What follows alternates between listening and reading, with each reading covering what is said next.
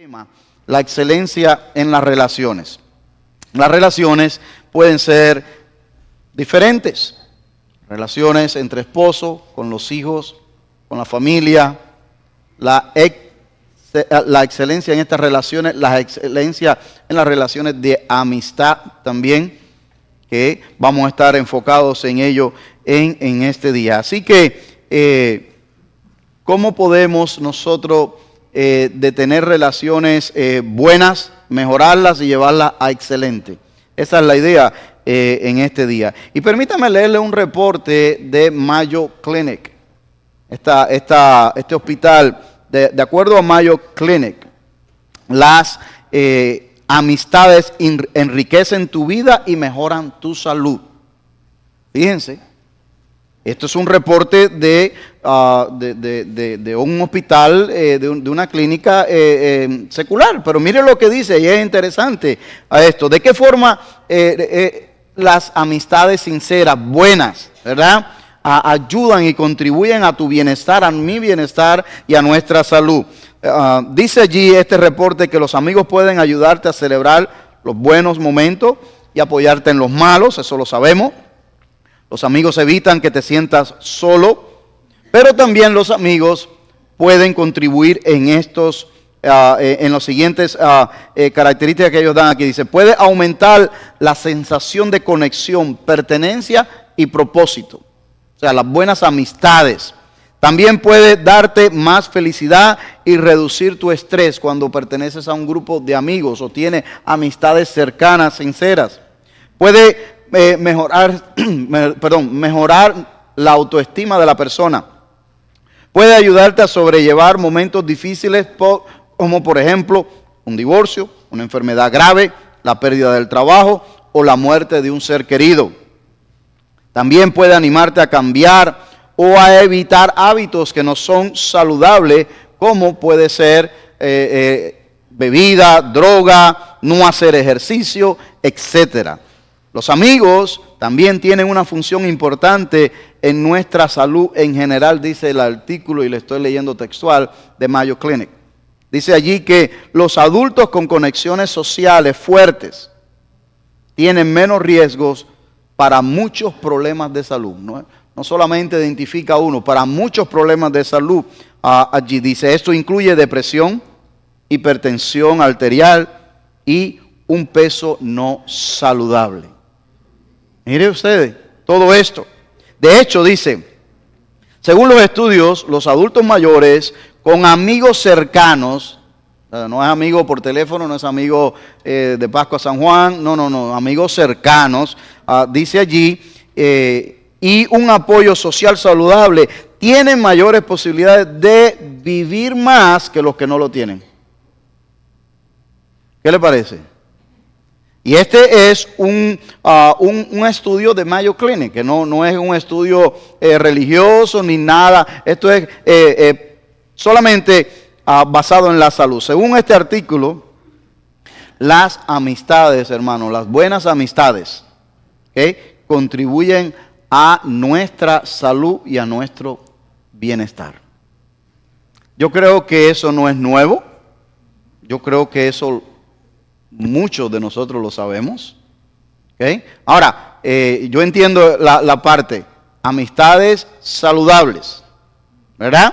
Esas son las que te contribuyen al bienestar. Esas son las que contribuyen al mejoramiento de la salud, ¿verdad? Aquellos que procuran, que quieren nuestro bien. Y vamos a quedarnos en esa línea, porque las que no quieren nuestro bien, bueno, eso ya sabemos, ¿verdad? Las que no van a sumar, lo que van a hacer es restar, ¿cierto? Entonces eso no es tampoco una buena amistad allí. Ahora, la pregunta para nosotros en este día, que vamos a estar lidiando con ella, es ¿cómo tener amistades saludables que sumen y no que resten? ¿Cómo conservarlas? Y cómo enriquecer las relaciones.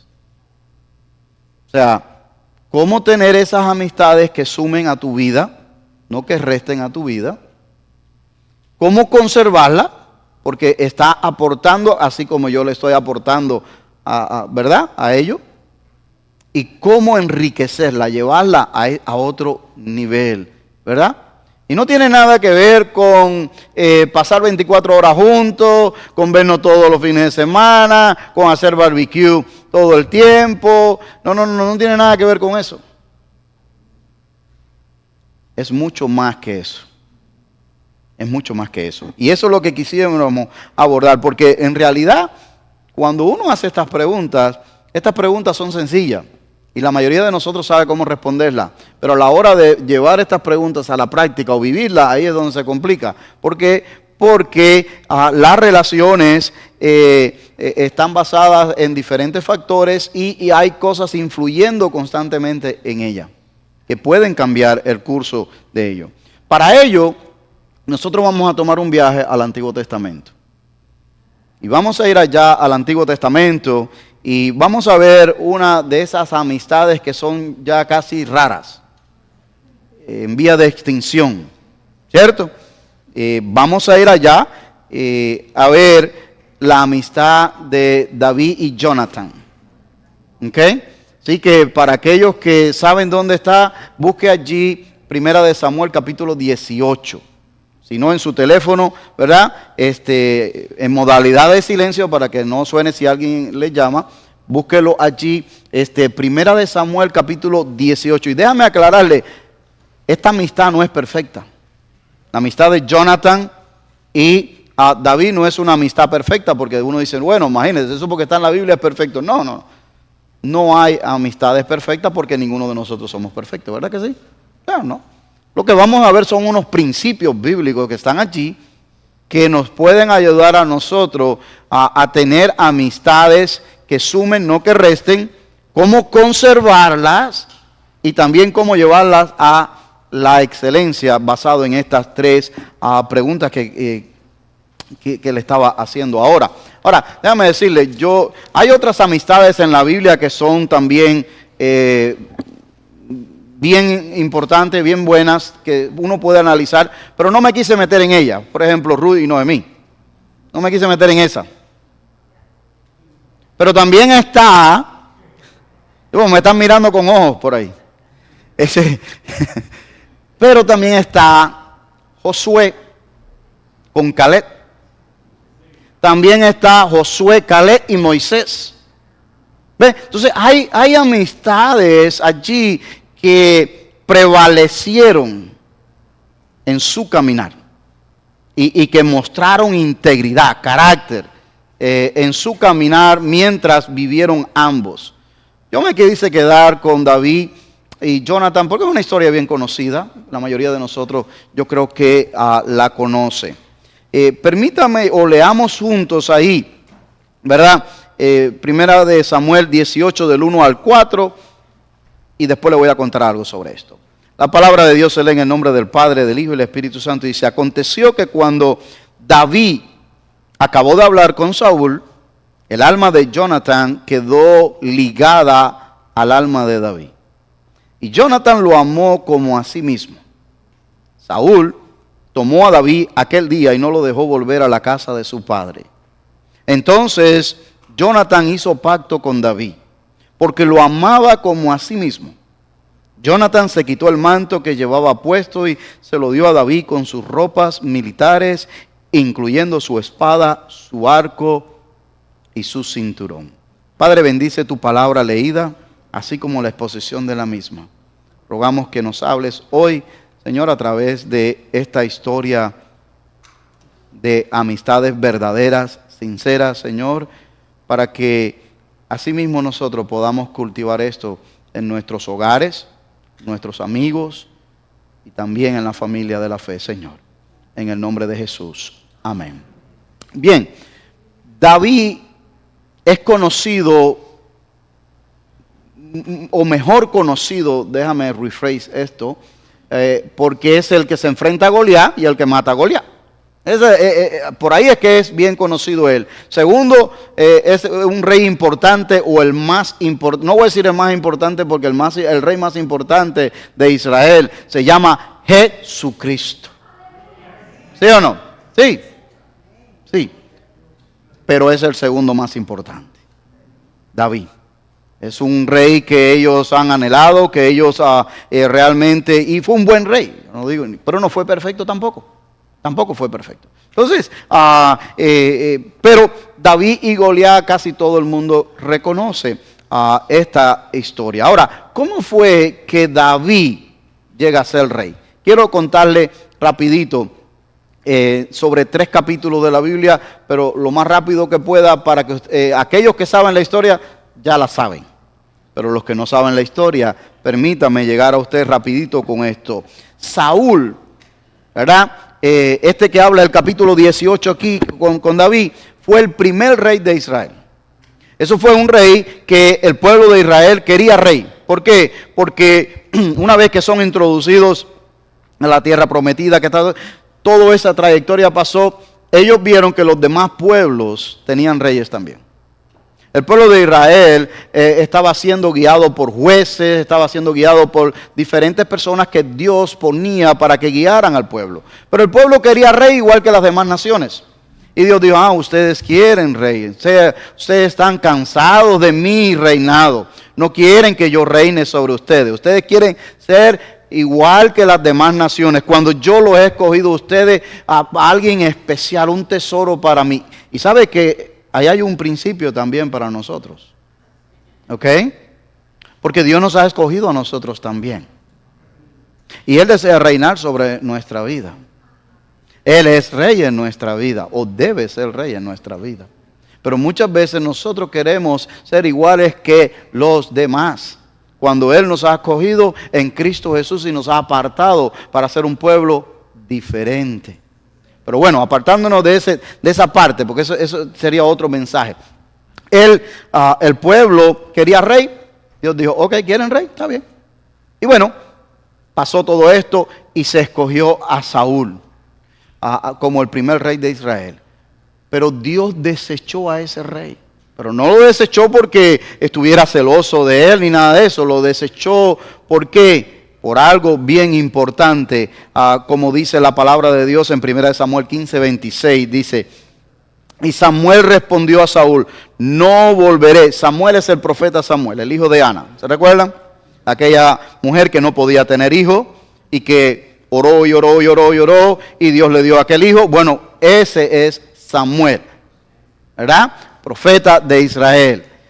Y él vino a ver a Saúl. Saúl había desobedecido la voz de Dios, la instrucción de Dios. Y él vino y le dice estas palabras. Y Samuel respondió a Saúl, no volveré contigo porque desechaste la palabra de Jehová. Y Jehová te ha desechado para que no seas rey sobre Israel. O sea que el pueblo escoge un rey, viene este rey y todo iba marchando bien y pasaron años y todo iba marchando, pero cuando Dios dio una instrucción específica, este rey la desobedeció, no esperó el tiempo de Dios, desechó la palabra de Dios y Dios lo desechó también a él. Otro principio que no está en el sermón de hoy, pero que muy bien aplica aquí es, hermano, si Dios no le tembló el dedo por usar palabras humanas, ¿verdad? Para desechar al rey de Israel, porque desobedeció su palabra. Tenemos que tener nosotros cuidado también cuando desechamos la palabra de Dios. Gracias a Dios que estamos en la gracia, pero la gracia tiene un límite. Tenemos que tener cuidado con eso también. ¿Ve? Así que Dios desecha a este rey. Allí Dios elige al próximo rey. Siendo este rey, Dios también eligió ya el próximo rey de Israel. En 1 Samuel capítulo 16, versículo 1, Dios le dice a Samuel, dijo Jehová a Samuel, ¿hasta cuándo llorarás a Saúl, habiéndolo yo desechado, para que no reine sobre Israel? Llena tu cuerno de aceite y ven y te enviaré a Isaí de Belén, porque de sus hijos me he provisto de rey. O sea, en otras palabras, este quedó desechado, pero yo tengo un nuevo rey, no se preocupe. Pero este lo voy a escoger yo, no lo va a escoger el pueblo. Este lo voy a escoger yo. Y va y allá y unge al más pequeño, ¿verdad? al último de la familia de Isaí. Aquel que estaba cuidando las ovejas en el campo que nadie le paraba. Era el más pequeño. Dios viene y dice, ese es el que yo quiero. Porque hay una frase famosa que casi todos nosotros conocemos, por lo menos la hemos oído hablar o parafrasear, que Dios no mira lo que está fuera, sino que lo que está adentro. Viene de ahí. ¿Por qué? Porque cuando Samuel vio al primogénito, al mayor de los hijos, un hombre grandote, fuerte, dijo, aquí está el próximo rey de Israel. Mas en cambio Dios no le dijo nada en el oído o en el corazón. Le dijo, no, ninguno de estos es. Pero no nos vamos a sentar a comer hasta que no venga el último de tus hijos. Bueno, me queda uno allá que está cuidando las ovejas. Tráelo. Cuando él vino, el Espíritu de Jehová le reveló a Samuel. A Samuel le dijo, ese es. El más chiquitito. Aquel que nadie apostaba por él, porque ni siquiera cuando fue a enfrentarse a Goliat apostaban por él. ¿Verdad? Este es. ¿Por qué? Porque así va la historia. ¿Cómo es que David entra al reinado? Porque Dios desechó a Saúl, porque Saúl desechó a Dios. Usted dice, no, desechó la palabra de Dios. No, Dios, es lo mismo. ¿Es lo mismo? ¿Sí? ¿Te das cuenta? Entonces, aquí viene David y entra en el escenario. Pero todavía Saúl es rey. David es ungido y ya. Pero todavía no ocupa, ¿verdad?, el puesto de reinado. Entonces, ahí vamos nosotros a 1 Samuel capítulo 17. Porque los filisteos se juntaron para pelear contra Israel y Saúl tenía miedo. Y el ejército de Saúl también tenía miedo.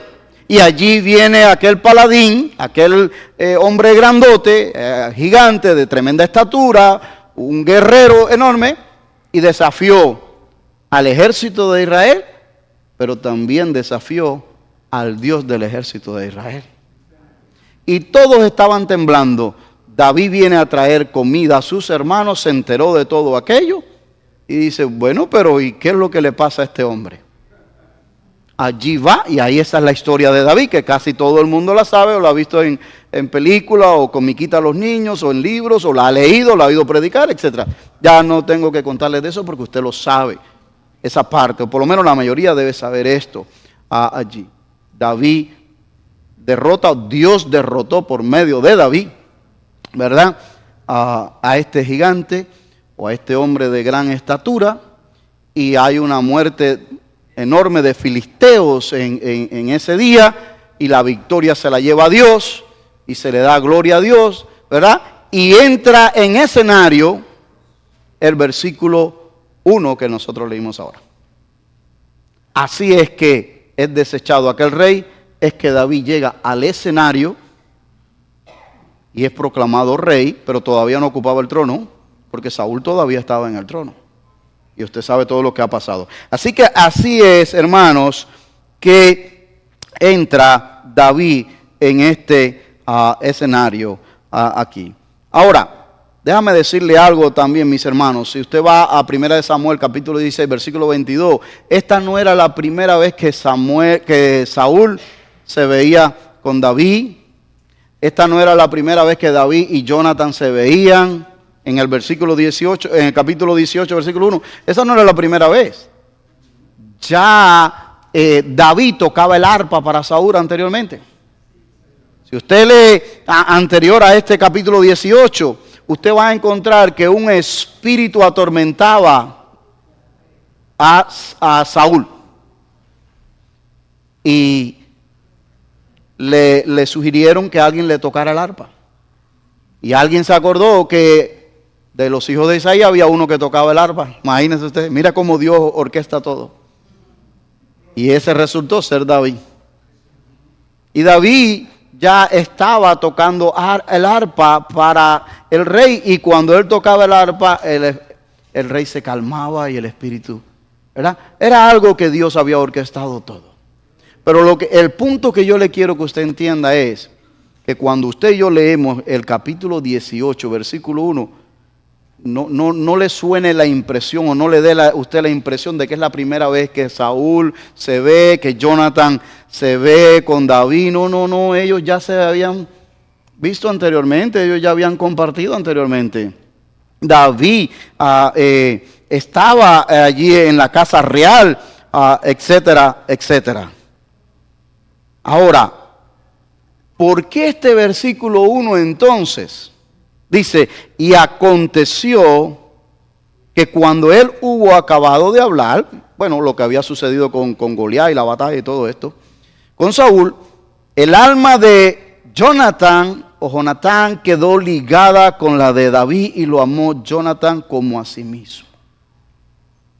¿Qué le sucede de especial esta vez a Jonathan que no le había pasado anteriormente cuando había visto a David?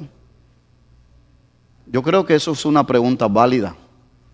Yo creo que también es algo que es bueno para uno pensar en esto. Yo busqué, y estuve buscando, pero nadie te da como mucha información sobre esto.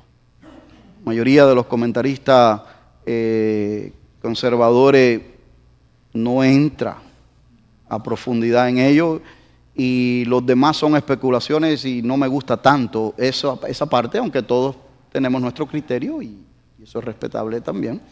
Pero una de las cosas que yo sí pude observar en ese texto y el resto del contexto de los capítulos que vienen, de lo que Jonathan y David hablan y cómo el Espíritu va guiando esta amistad y todo lo que se desenvuelve, yo encontré algo que le quiero compartir. Yo creo que Jonathan vio en David el ungido de Jehová por medio del Espíritu. Alguien en quien estaba el Espíritu de Dios. ¿Por qué? Porque cuando él tocaba el arpa, el espíritu que estaba amedrantando a su padre, el rey Saúl, se calmaba. No eran las cuerdas, no era el sonido, era aquel que lo tocaba. Aquel que lo tocaba. Yo creo que Jonathan por el espíritu entendió, aquí está el ungido de Jehová. Este hombre realmente tiene un espíritu diferente. Pero no solamente por ese evento, sino lo que sucedió con Goliat. Cuando todo el ejército estaba amedrantado, allí tembloroso delante de aquel gigante, David para nada, y las palabras de David fueron significativas también. Yo creo que Jonathan, porque el mismo Jonathan no se quiso enfrentar al gigante. Entonces Jonathan entendió también que realmente en David había algo especial de parte de Dios. Había algo especial de parte de Dios. Pero también, por lo que nosotros vemos en los textos anteriores, Jonathan sabía que Dios había desechado a su padre. Su padre estaba empecinado en que la corona siguiera en su hijo, en la línea real de su hijo. Pero Jonathan entendió que una vez que Dios desechó a su padre, desechó esa línea. ¿Me sigue? Desechó esa línea. Dios se había provisto de una línea nueva real. De una línea nueva real, que es la de David. Jonathan por el Espíritu tiene este discernimiento, y la acción que toma Jonathan en el versículo 4 es de admirar, pero no solamente de admirar, es de reconocimiento público. Porque ¿qué hace Jonathan? Jonathan se quita su capa real y se la entrega. Jonathan allí le da todo el atuendo militar también. Eso era casi como un package. El cinturón, la espada, las ropas militares, todo eso se lo da en un acto público y sin vergüenza y sin miedo de su padre. Su padre. Déjame decirle, hermano, que en el Oriente Medio, para esa época, y todavía en algunos países se estila, aquellos que llevan una capa de la realeza o llevan alguna prenda de la realeza, son portadores de honra, de honor. ¿Se recuerdan ustedes el caso allá en el libro de Esther de Mardoqueo? ¿Se recuerdan ese caso?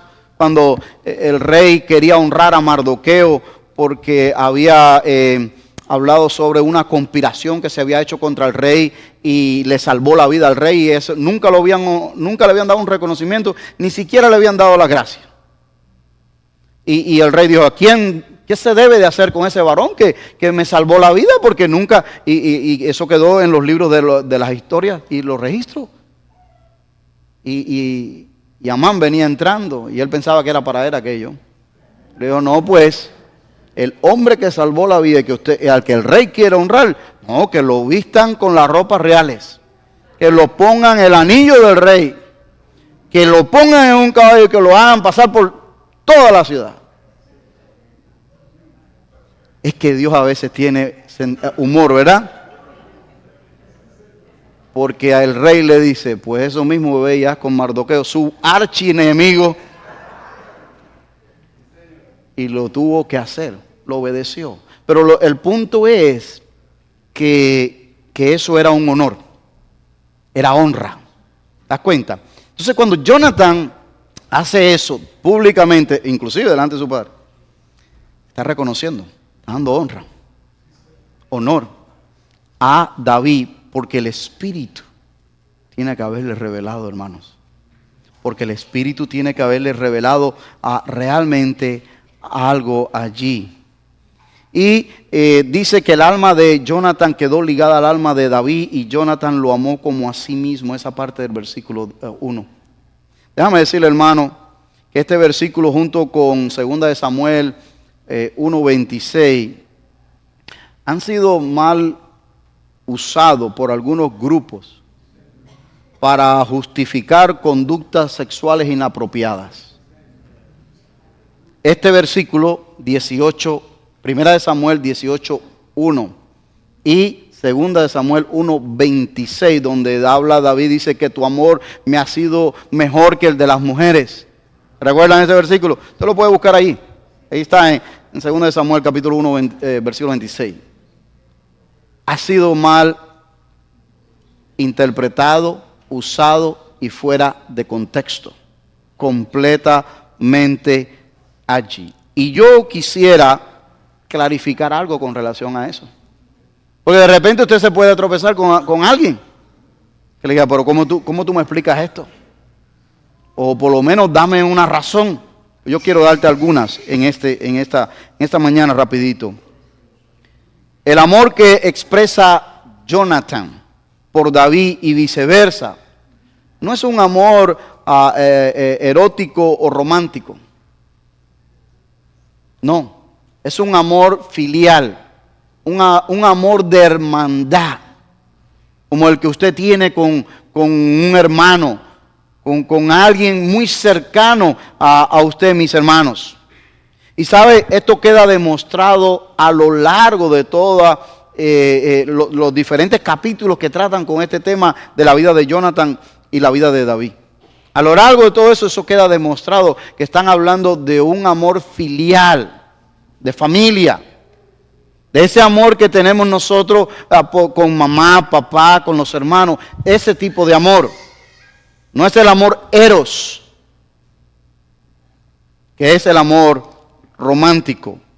Por ejemplo, en el libro de los Éxodo, capítulo 20, versículo 6, dice allí la palabra: y hago misericordia a millares, a los que aman y guardan mis mandamientos.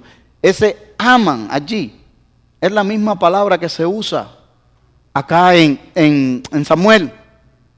En Levíticos, capítulo 19, versículo 18, dice: no te vengarás dando leyes, las leyes, las estipulaciones para que el pueblo conviva y viva, dándole estructura a Dios al pueblo. Le dice: no te vengarás, no guardarás rencor a los hijos de tu pueblo, sino amarás a tu prójimo como a ti mismo. O sea, ¿qué le está diciendo Dios entonces al pueblo de Israel? Que vas amar a todo el mundo deliberadamente, a todo el prójimo deliberadamente, con un amor desenfrenado, erótico. No, no es eso lo que está diciendo. ¿Ve? Está hablando de ese amor de hermandad. En Levíticos también 19:34 dice, como a un natural de vosotros tendréis al extranjero. O sea, no solamente al de Israel, sino al extranjero que more con vosotros, y lo amarás como a ti mismo, porque extranjero fuiste en la tierra de Egipto. También en Job, capítulo 19, versículo 19, dice, todos mis compañeros me aborrecen, y los que amo se han vuelto contra mí. Ya Job no tenía hijos, solo tenía a su esposa, pero le quedaba familia. A él le quedaba familia. Y a él le quedaban amigos. Él dice, y a los que amo se han vuelto contra mí. ¿De qué amor está hablando ahí?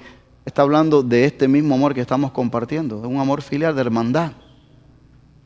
En Primera de Samuel, este mismo libro que estamos ahora, capítulo 16, versículo 21, dice, David fue a Saúl y le servía. ¿Y qué es lo que hacía Saúl? Lo amó grandemente y lo hizo su escudero. Es ese amor. Es ese amor que tuvo Jonathan y David. No es un amor como lo han querido torcer para implicar que el amor es permisivo y permite un montón de cosas. No es eso lo que la palabra de Dios nos dice a nosotros, hermanos. Pero déjame darle una segunda razón. La comparación que David hace en su relación con Saúl, donde su amor de David era mejor o más fuerte o más real que el amor de muchas mujeres, la mayoría de las personas creen que hace referencia a las dos hijas de Saúl que se le dieron por esposa. ¿Por qué? Porque la primera hija de Saúl que le dio como esposa fue la que se le prometió si derrotaba a Goliat. Esa fue la primera. ¿Y qué fue lo que hizo Saúl?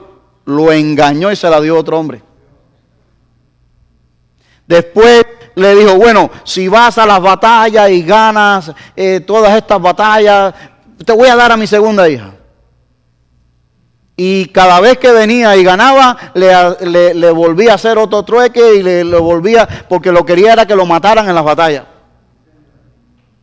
Hasta que finalmente ya no le quedó más nada que dársela. Pero ¿qué hizo esa segunda esposa? ¿Se recuerdan ustedes cuando David trajo el arca a Jerusalén? Ella lo vio por la ventana y ¿qué hizo? Lo despreció y se rió de él. Entonces muchos comentaristas han llegado a esta conclusión por el contexto. ¿Ok? Por el contexto de toda la Biblia. De que cuando David hace referencia a Jonathan, ¿por qué? Porque eran las hermanas de Jonathan. ¿Me entiende? Dice, tu amor me ha sido mejor que el de estas mujeres. Estas mujeres.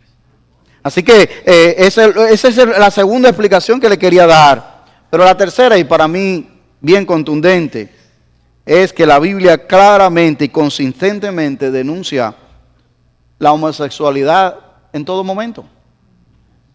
La Biblia no se va a contradecir.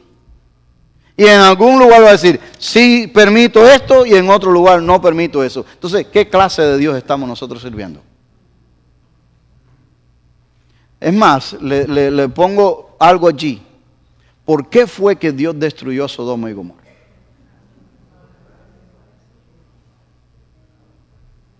Precisamente por este pecado.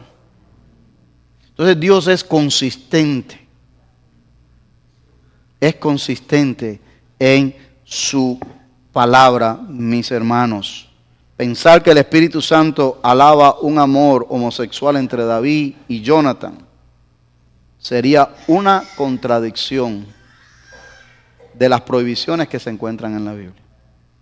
Eso solamente lo han sacado algunos grupos para querer justificar conductas inapropiadas que Dios repugna en la palabra de Él.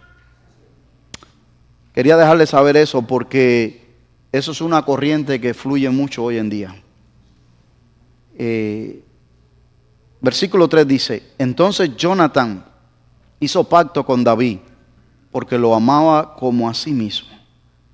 Este versículo nos da dos cosas importantes y que hablan alto de la amistad. La primera es que Jonatán hizo pacto. Ese pacto fue público. No fue un pacto tampoco que se hiciera así. Y ese pacto se hizo cuando le entregó todas estas cosas que él le entregó, que ya le compartí anteriormente. Y lo segundo, dice, y lo amaba como a sí mismo. Lo amaba como a sí mismo. ¿Cómo se ama uno?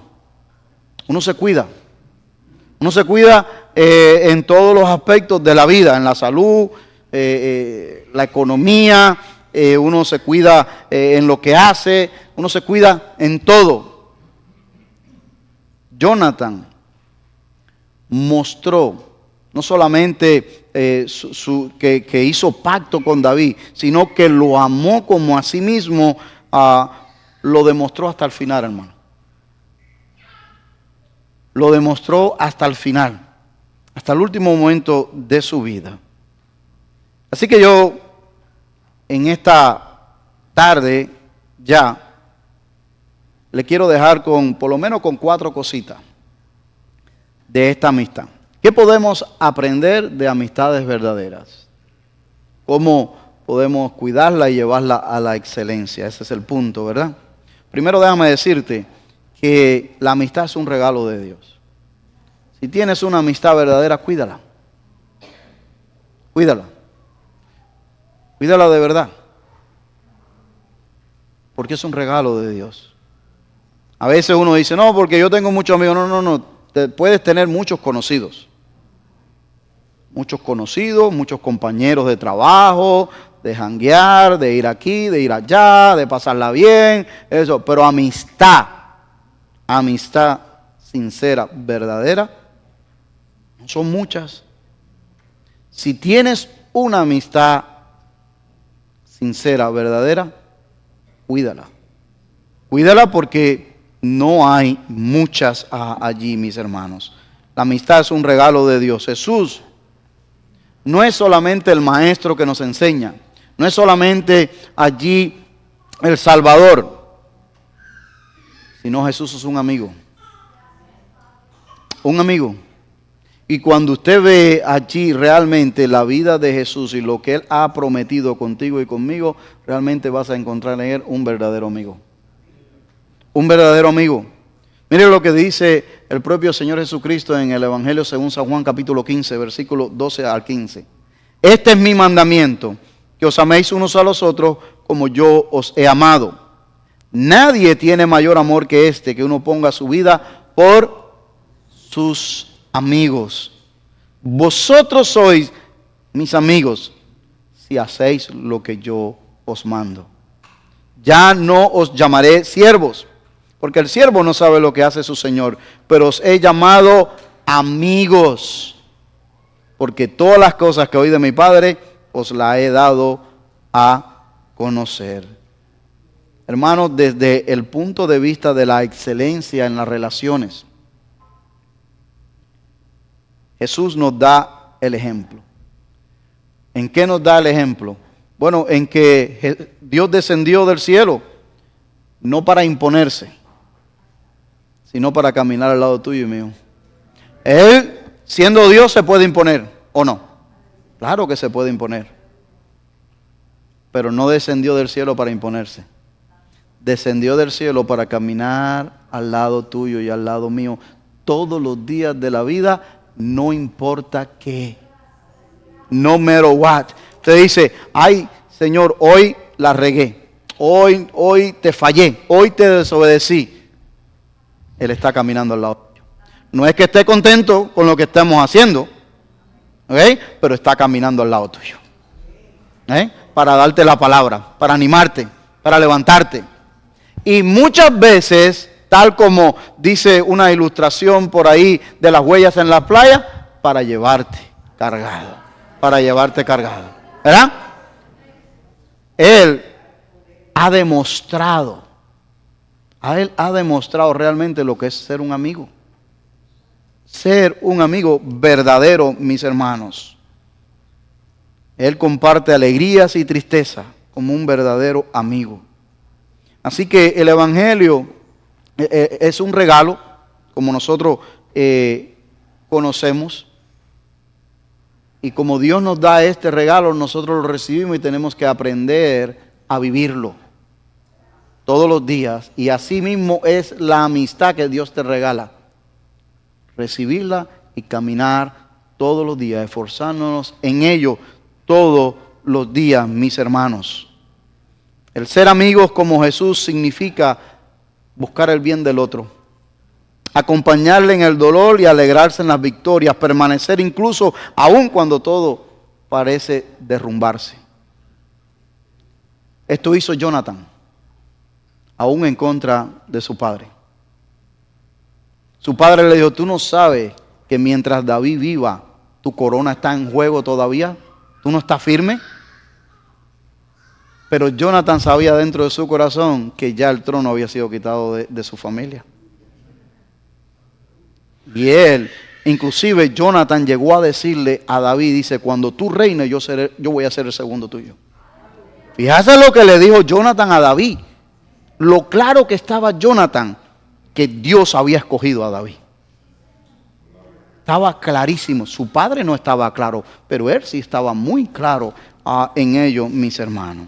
La amistad de Jonathan y David iba muy por encima de la química que tuvieran. Estaba basada en el fundamento de Dios.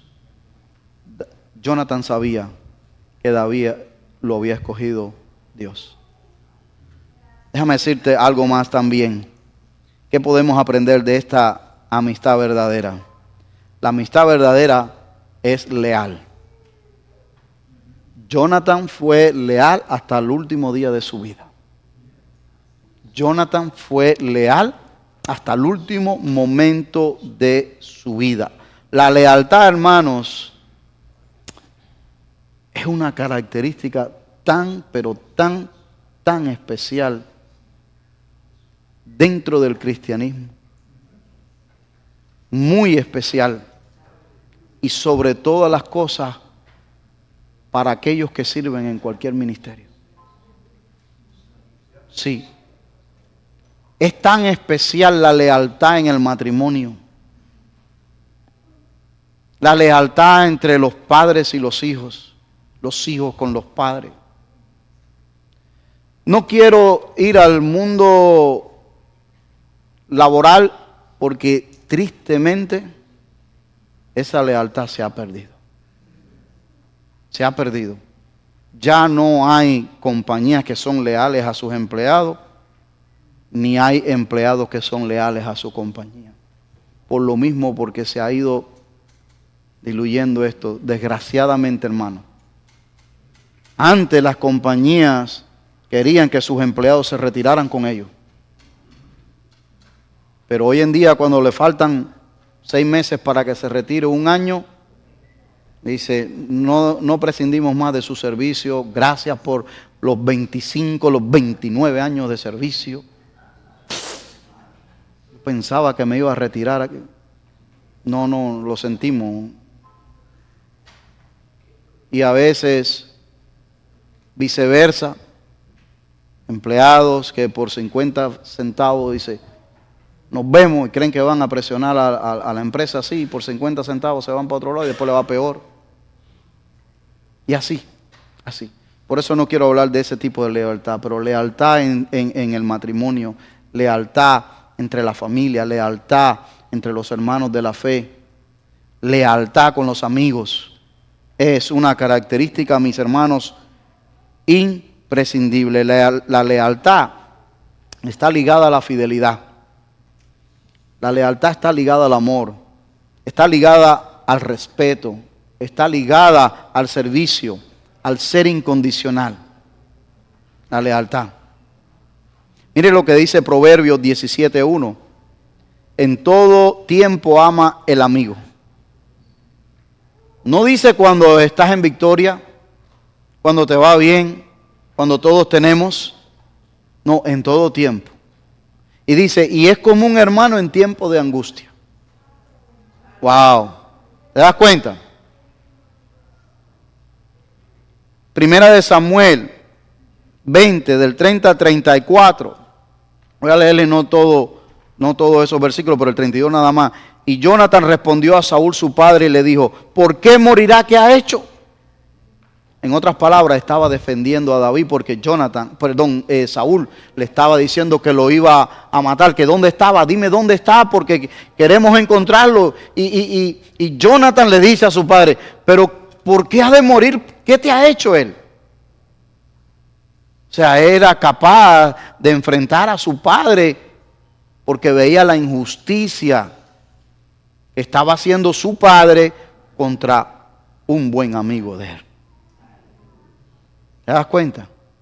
No se quedó callado. No se quedó callado él allí, mi hermano. Proverbios 18:24 dice, hay quienes parecen amigos, pero se destruyen unos a otros. El amigo verdadero se mantiene más leal que un hermano. Primera de Samuel 20, del 14 al 17, mira el pacto que hizo Jonathan con David, dice, y si viviere, harás misericordia de Jehová para que no muera. Y no apartarás tu misericordia ¿de dónde? De mi casa, no solamente de mi vida, sino de mi descendencia, para siempre. Cuando Jehová haya cortado uno por uno los enemigos de David de la tierra, no dejes que el nombre de Jonathan sea quitado de la casa de David. ¿Te das cuenta que Jonathan sabía realmente que Dios le iba a dar la victoria allí a David? Él lo sabía. Y él le dijo, cuando esto pase, no permitas que mi nombre sea quitado, borrado delante de ti. Dice, así hizo Jonatán pacto con la casa de David diciendo, requiéralo Jehová de la mano de los enemigos de David. Y Jonatán hizo jurar a David otra vez porque le amaba, pues le amaba como a sí mismo. Usted sabe que después de ese pacto, Jonatán y David ya no se volvieron a ver más. Ya. Tal vez, Jonathan ya sabía que estaba llegando su fin. Pero no se volvieron a ver más allí, pero muy de seguro que Dios les dará el volverse a ver. Pero permítame leerle esta historia, si me puede, porque no está en pantalla estos versículos. Pero escuche esta historia que una gran mayoría de ustedes la conocen, pero tal vez otros no la han oído. Y me resulta muy interesante y apropiada en este tiempo. Segunda de Samuel 9, versículo 1 dice, y dijo David, fíjate que han pasado muchos años, ya Jonathan había muerto, Saúl también, ya habían librado muchas guerras, había consolidado el reino, y dice, y dijo David, ¿ha quedado alguno de la casa de Saúl a quien haga yo misericordia por amor de quién? De Jonathan, no de Saúl. Por amor de Jonathan. Y dice, y había un siervo de la casa de Saúl que se llamaba Siba, el cual llamaron para que viniese a David, y el rey le dijo, ¿eres tú Siba? Y él respondió, tu siervo. El rey le dijo, no ha quedado nadie de la casa de Saúl a quien haga yo misericordia de Dios. Y Siba respondió al rey, ha quedado un hijo de Jonathan. Mira, un hijo de Jonathan, lisiado de los pies, paralítico pues, estaba mal, no caminaba. Entonces el rey le preguntó, ¿dónde está? Y Siba respondió al rey, he aquí que está en la casa de Maquir, hijo de Amiel, en Lodebar. Entonces envió el rey David y lo trajo a la casa de Maquir, hijo de Amiel de Lodebar, y vino Mefiboset. Muchos de ustedes conocen la canción esa, ¿verdad? Por esa sacada de aquí, por supuesto. Pero escuche, sigue. Dice, y vino Mefiboset, hijo de Jonatán, hijo de Saúl, a David, se postró sobre su rostro e hizo reverencia, y dijo David a Mefibosé, y él respondió, he aquí tu siervo. ¿Usted sabe cómo estaría él? En pánico. Porque ¿cuál era la regla? Que no pudiera quedar nadie de la descendencia de un rey pasado, porque corrían el riesgo que se levantaran de nuevo y se reorganizaran y quisieran reclamar el trono. ¿Ve? Entonces, por eso le dice David aquí en el 7, y le dijo David, no tengas temor, porque yo a la verdad haré contigo misericordia por amor de Jonathan tu padre, y te devolveré todas las tierras de Saúl tu padre, y tú comerás siempre a mi mesa. Y él, inclinándose, dijo, ¿quién es tu siervo para que mires a un perro muerto como yo? Entonces el rey llamó a Siba, siervo de Saúl, y le dijo, todo lo que fue de Saúl y de toda su casa, yo le he dado al hijo de tu siervo. Tú pues le labrarás las tierras, tú con tus hijos y tus siervos, y amanecerás los frutos para que el hijo de tu siervo tenga pan para comer, pero Mefibosé, el hijo de tu señor, comerá siempre a mi mesa. Y tenía Siba 15 hijos y 20 siervos. Y respondió Siba al rey, conforme a todo lo que ha mandado mi señor el rey a su siervo, así lo hará tu siervo Mefibosé. Rey dijo al rey, comerá a mi mesa, porque comerá a la mesa como uno de los hijos del rey. Y tenía Mefibosé un hijo pequeño que se llamaba Micaía, y toda la familia de la casa de Siba eran siervos de Mefibosé. Y moraba Mefibosé en Jerusalén, porque comía siempre a la mesa del rey, y estaba lisiado de ambos pies.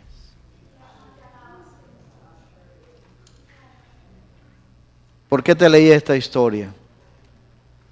Te leí esta historia porque Jonathan fue fiel, fue leal a David hasta el fin de su vida. Hasta el fin de su vida. No importa que el papá le dijera esto, no importa si los ancianos de Israel le estuvieron lavando el cerebro para que... No. Él fue fiel. Fue fiel a David. Pero David demostró también su lealtad para Jonathan con el pacto que había hecho con él antes de morir. Pasó tiempo. Sí, pasó tiempo. Entre tantas cosas que pasaron, tal vez David perdió todo esto y organizando el reino y trayendo paz al reino y Dios lo estaba usando. Pero llegó el momento y Dios, espérate un momentito, que yo hice algo con Jonathan, yo no sé si quedará por ahí alguien. Y él investigó para honrar su palabra. Eso es un amigo. Esos son amigos que el tiempo ni la circunstancia ni las posiciones los cambian para nada allí, mis hermanos. Déjame decirte un tercero. Un amigo verdadero te anima a buscar y perseverar en Dios. Primera de Samuel 23, 16. Entonces se levantó Jonathan, hijo de Saúl, y vino a David a Jores, y fortaleció su mano en Dios. O sea, David estaba decaído porque Saúl lo andaba buscando por todas partes, en toda cueva. Pero Jonathan sabía dónde estaba, porque David se lo había dejado saber. Y él fue para fortalecerlo en el Señor. Para fortalecerlo en el Señor. Allí dice, y le dijo, no temas, pues no te hallará la mano de Saúl mi padre, y tú reinarás sobre Israel, y yo seré segundo después de ti, y aún Saúl mi padre así lo sabe. Y ambos hicieron pacto delante de Jehová, y David se quedó en Jores, y Jonathan se volvió a su casa. ¿Te das cuenta lo que es un amigo? Un amigo no te va a estar incitando y llevando a cosas que no agradan a Dios. Ese no es un verdadero amigo. Un amigo que ve que vas mal, no te deja. Y que se salga por ahí para allá y que... No. Un amigo que ve que nos vamos desviando, con amor con sinceridad viene y se acerca y te dice, ¿sabes qué? No veo que vas bien. Esto no te conviene. No creo que esto pueda terminar bien. Eso es un verdadero amigo. Ese te ama. Ese quiere lo mejor para ti. Eso le pasa mucho a los jóvenes nuestros. Creen que todos son amigos. Y creen que sí. Pero después que terminan el high school, se dan cuenta que la cantidad de amigos que habían, y después comienzan a trabajar y tengo más amigos. Oh, vuelvo de nuevo. Y cambian de trabajo y se desaparecen. ¿Te das cuenta? Porque no hay muchos amigos. El que tenga uno, cuídelo. Que tenga dos, cuídelo. Cuídelo de verdad, mis hermanos. Proverbios 27:9 dice, el ungüento y el perfume alegran el corazón, y dulce para su amigo es el consejo del hombre. Proverbios también dice que hierro con hierro se afila. ¿Sí o no? Eso habla de la amistad. Eso habla de la amistad de verdad. De alguien que te ve que no estás bien y te deja pasar. No, hierro con hierro se afila. Accountability, rendimiento de cuentas en buen sentido. Proverbios 27:6 dice, más confiable es el amigo que hiere que el enemigo que besa. Es que Salomón tenía una sabiduría. No era Salomón, era Dios que le dio la sabiduría, ¿verdad que sí? Un verdadero amigo celebra tus victorias con sinceridad. Está en tus batallas para animarte y también te aconseja con prudencia cuando tendemos a desviarnos. Y te digo una última, eran 4, este es el cuarto que te voy a decir ahora y rapidito. La amistad verdadera no hace acepción de personas. No hace acepción, no, porque estos son en mi nivel. No, en serio. Hay niveles. No, yo con el de mantenimiento no me nada más lo saludo en el pasillo, pero ese yo no. ¿En serio? Porque déjame decirte que entre Jonathan y David había un contraste, pero un contraste tan grande, porque uno era primogénito, Jonathan, el otro era el menor, el último. Mira.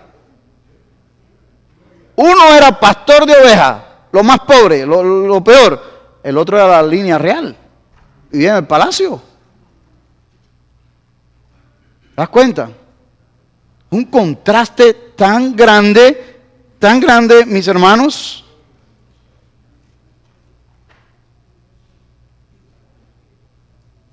No haga acepción de personas si alguien te brinda una amistad sincera.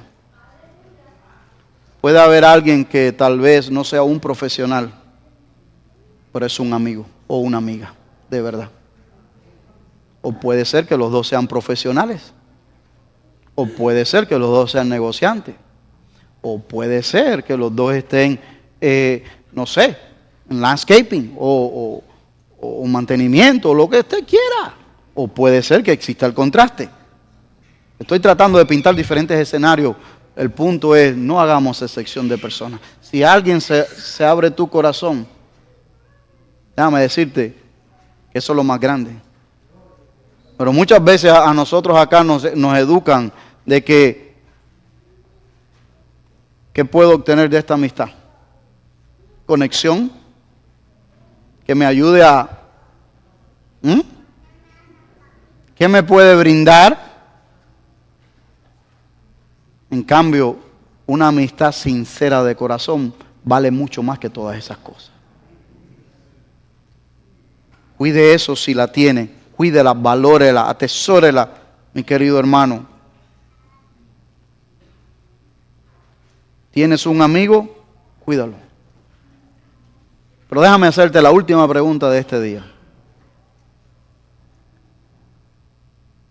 ¿Eres amigo de Jesús? ¿Qué te impide ser amigo de Jesús?